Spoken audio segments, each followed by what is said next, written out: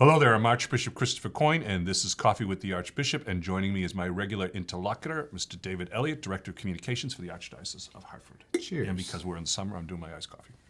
My How do you take your iced coffee? Do you take it differently from Nope. your... Nope, I get it. I buy it in a can, nitro cans, pour it in, a Okay. little bit of sugar. No, not sugar, sweet and low and cream. Okay. Oh, you do the sweet and low. Okay, not Splenda. I'm a Splenda guy. No. Yellow packets. I know, everybody else, Yellow every packet time all I day. open a pink, all the people around me, cancer people, that's cancer. I said, well, okay. Everything's cancer. What isn't cancer? I don't know. Really? So, as a follow-up to the favorite movies, you said talk about TV shows. Yeah, we had our episode about The Chosen, and someone asked us, well, why Oh, that's right, we did don't we talk about our favorite TV shows? So I figure we're going to go top 5, and I'm going to kick it off with Better Call Saul, which is a spin-off from the show Breaking Bad, which is also my number 2. Actually, these aren't in any particular order, but I love Better Call Saul, love Breaking Bad.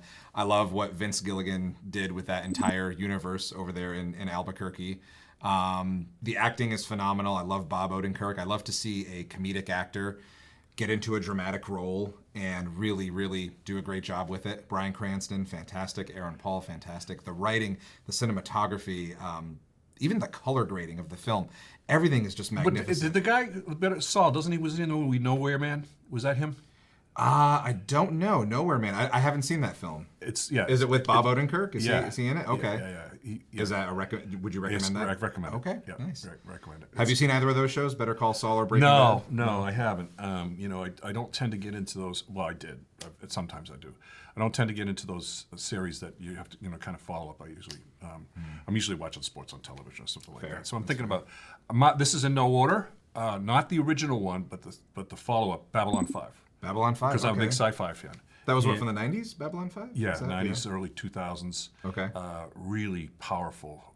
Granted, it was science fiction, but it was just so much human stuff going on in there and everything. It was just very powerful. And at the end, they escape and they find a new planet to land on and all this. But the people who were very much involved, most of them didn't make it. And the president of the coalition, she gets there and she's dying of cancer. It's just very, very powerful. So Was she eating, drinking too much sweet and low? Is that what happened? probably, Yeah. it was either that or whichever. Maybe she wasn't a smoker. Space radiation or something? I don't know. So Do you find that sci-fi shows need to have a certain level of humanity in order for it to be relatable? Yeah, I just don't like the shoot 'em up space operas type Sure. stuff. I'm more into like stories that are just interesting.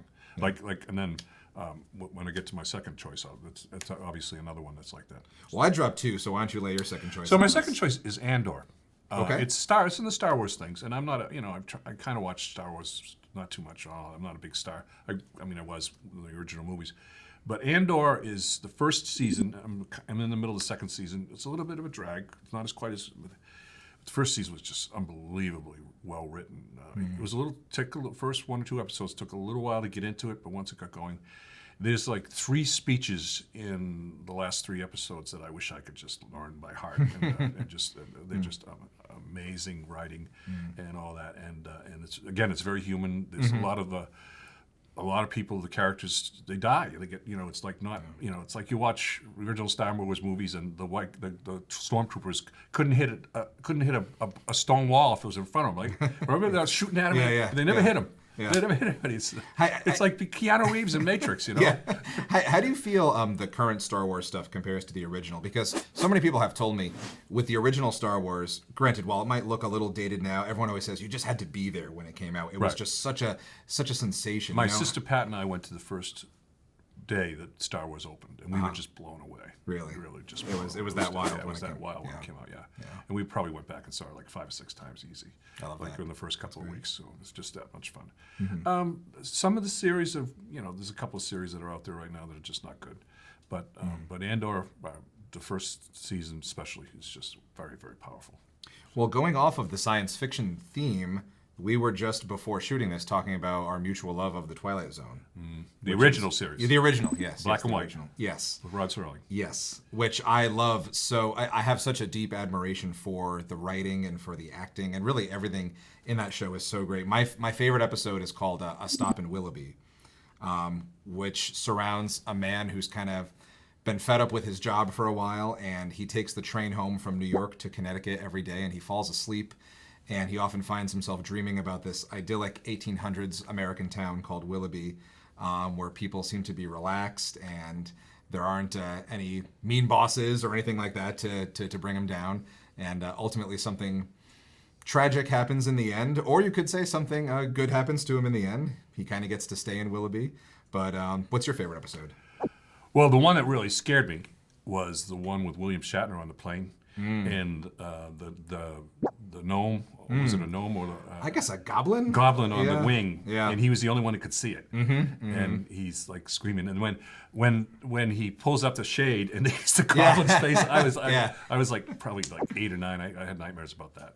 Well, I think that episode in particular really zeroes in on something that I think they do really well on the Twilight Zone, which is it's a show about normal, ordinary people who are in extraordinary circumstances. It's not like these are crazy people. And I think that's what makes it so relatable, is you could put yourself in the shoes of William Shatner's character. He just wants to be believed. He wants other people to see what he's seeing, but they just can't. And I think that's what Rod Serling does so well on that show with the writing. Now, when I was, the next show was when I was over in Rome, 90 to 95. My family would video record shows, and then send them over. So there'd be like, 6 hours of shows on a tape. And so they'd always send over L.A. Law, Seinfeld, and Star Trek: The Next Generation.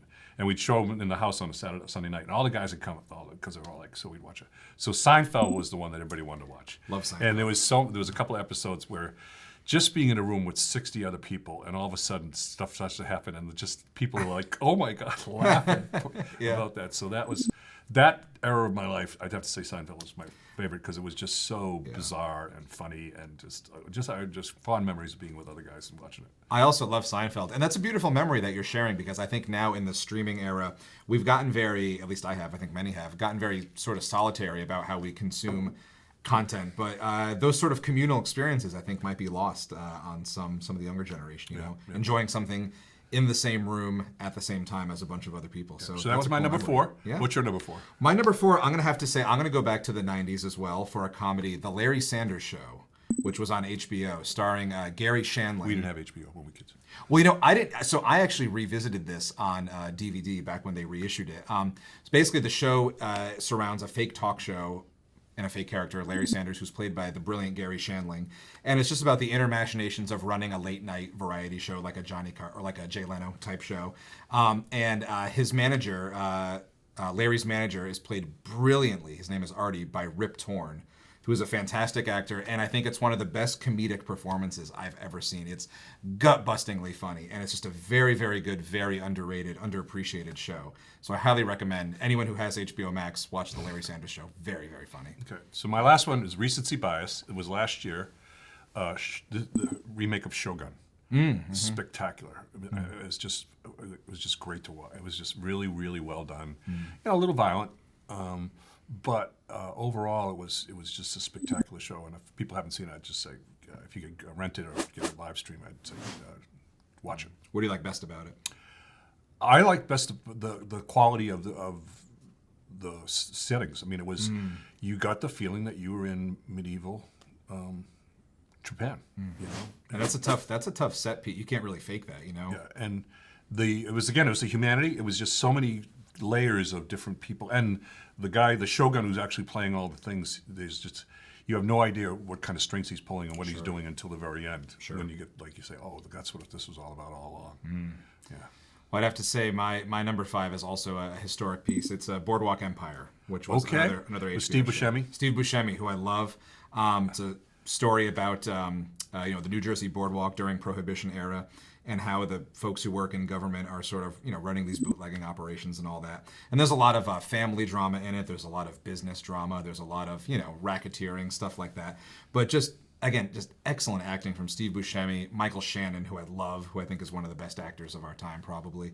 Just great writing, great acting. It's the type of thing you would put on and you could just watch and watch and watch. Right. Well, that was because we started this with The Chosen. I'd have to say that's like my number one show right now. Not because I'm a bishop, but I love it. I go back and watch episodes, different things, and I just I just love it. So I highly recommend The Chosen. Of course. So this was a good conversation as always. Yep.